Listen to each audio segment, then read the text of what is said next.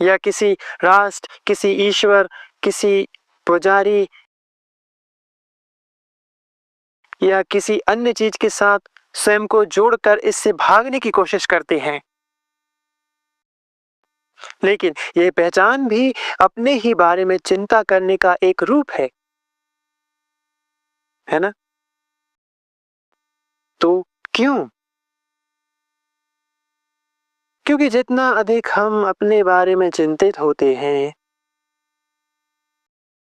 उतनी ही हमारी संपूर्णता को समझने की क्षमता घटती जाती है।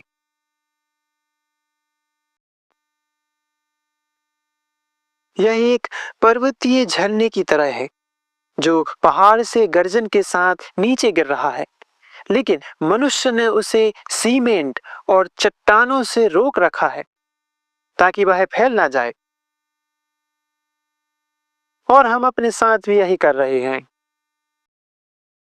अपने बारे में हमारी यह चिंता एक विशेष प्रकार की ऊर्जा को जन्म देती है,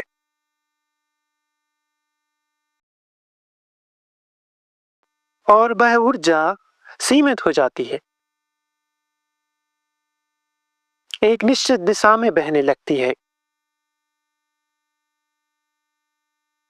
और जब हम उसमें बंध जाते हैं, तो जितना अधिक हम अपने बारे में चिंतित होते हैं, उतनी ही सक्रिय और कठोर दीवारें बन जाती हैं।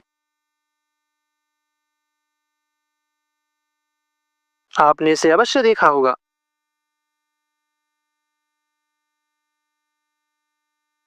तो हम मिलकर जांच करने जा रहे हैं कि पूरी दुनिया में मनुष्य इतने उत्सुकता पूर्वक, इतनी सूक्ष्मता से, यदि वे असभ्य नहीं है, यदि वे कठोर नहीं है, यदि वे उदासीन नहीं है, तो भी एक बहुत ही परिष्कृत तरीके से स्वयं के केंद्र में ही क्यों उलझे रहते हैं।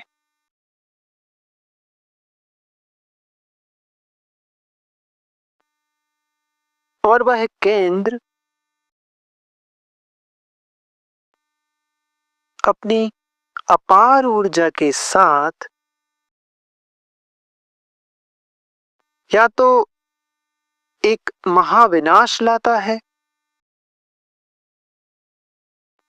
या फिर ये संभव हो सकता है कि हम उन संकीर्ण दीवारों को तोड़ दें जिन्हें हमने स्वयं के चारों ओर कृत्रिम रूप से बना रखा है। और यदि वे टूट जाती हैं, तो तब अपार ऊर्जा का विस्फोट हो सकता है।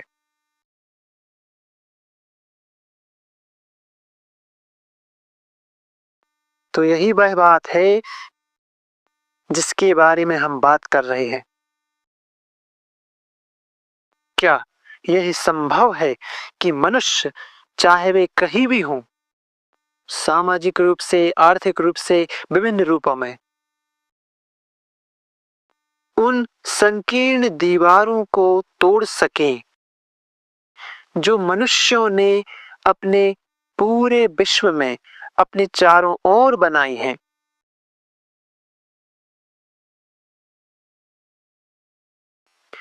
और क्या यह किसी भी प्रयास के बिना संभव है?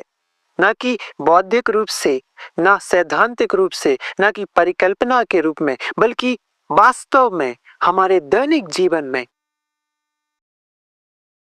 क्या यह संभव है कि इस आत्म केंद्रित चिंता को, इसकी शर्तबद्धता को तोड़ा जा सके?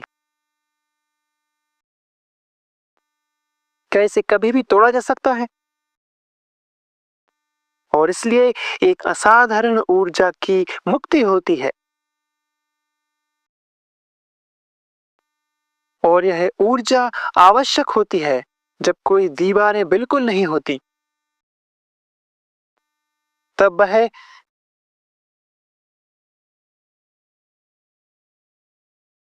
तब यह ध्यान के लिए आवश्यक होती है।